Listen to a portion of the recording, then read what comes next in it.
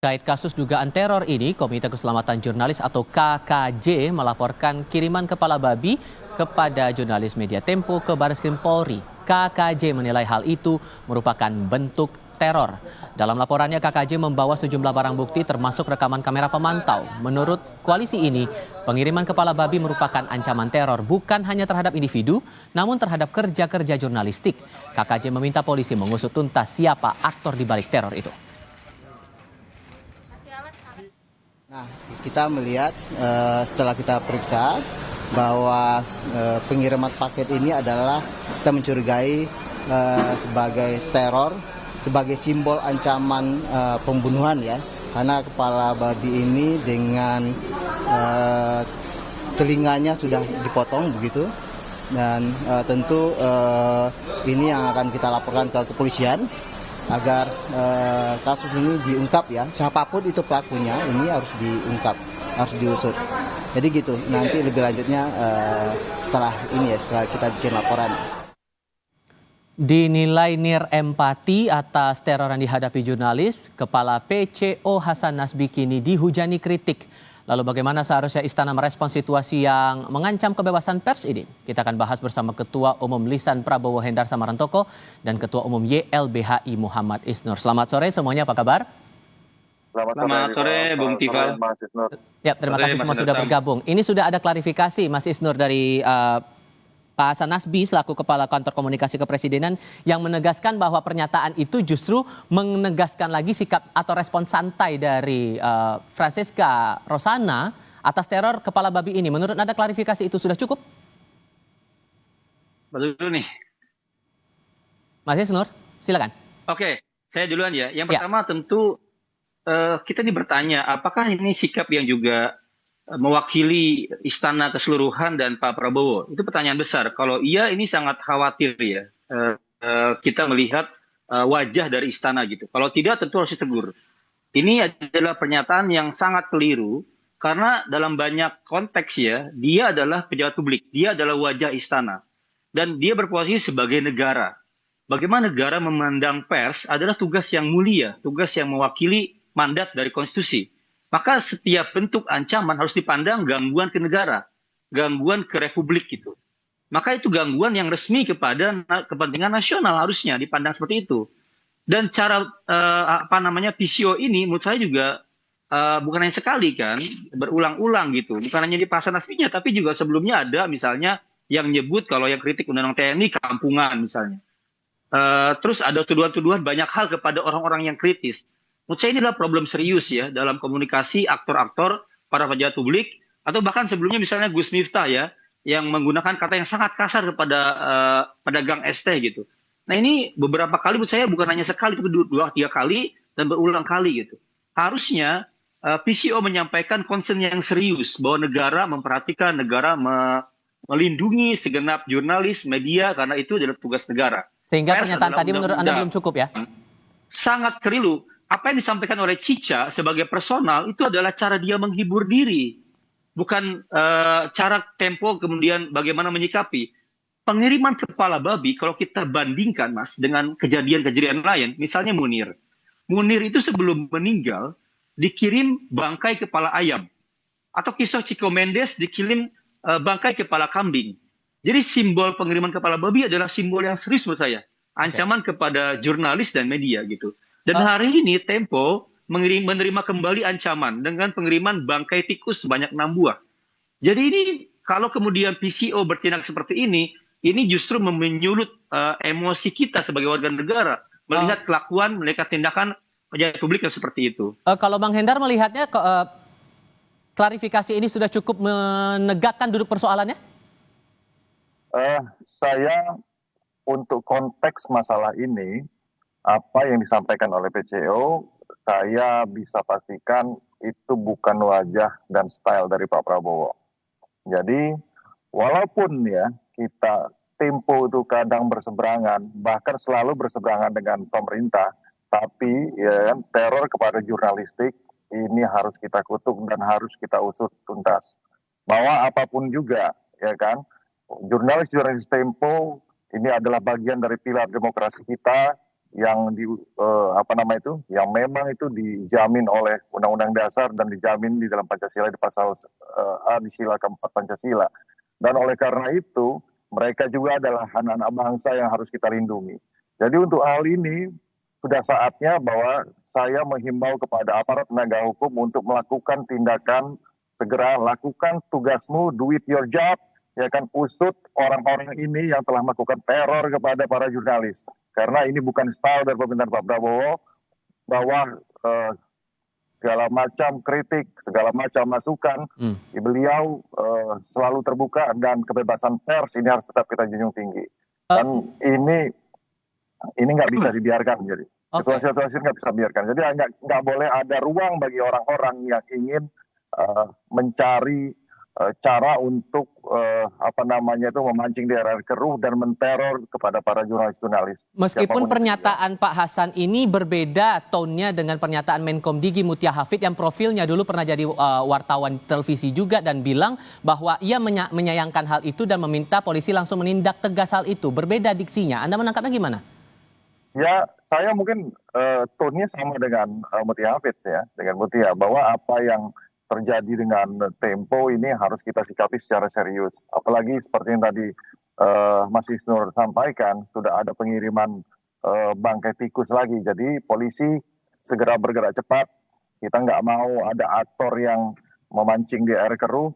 Kita ingin semuanya bahwa adanya kritik, ya adanya saran, adanya pendapat, itu harus dijamin dan harus disalurkan melalui media-media yang tepat. Dan apa yang dilakukan oleh Tempo sejauh ini, saya walaupun kadang-kadang tidak sepakat, tapi saya respect, saya hormati dan saya hargai. Dan itu juga yang menjadi spirit dari Pak Prabowo dan pemerintahan ini.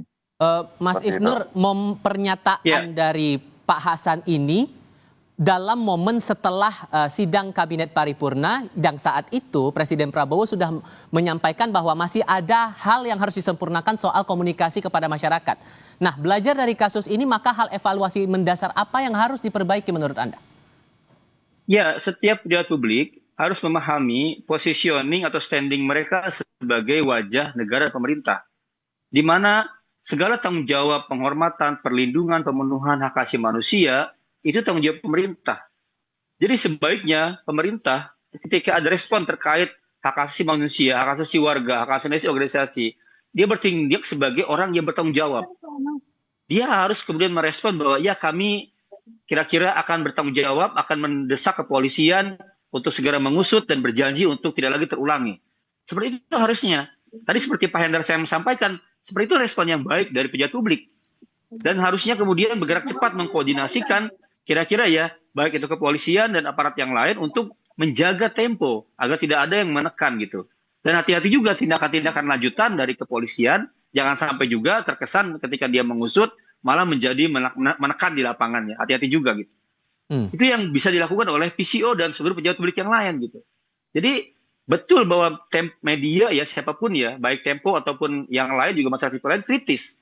Tapi itu adalah tugas untuk mengkritisi negara dan justru jadi tonikum, jadi vitamin buat pemerintah. Pemerintah tahu mana yang salah, mana yang keliru dan menjadi bahan acuan buat perubahan kebijakan gitu. Jadi harusnya direspon dengan serius dan tegas ya. Karena ini mas situasinya 5 tahun terakhir serangan ke jurnalis makin mengerikan. Di Karo misalnya jurnalis dibakar rumahnya, di NTB dibakar rumahnya, beberapa diserang. Kemarin misalnya ketika ada yang awal aksi IDN Times diambil HP-nya oleh aparat. Dan artinya kekerasan jurnalis makin meningkat.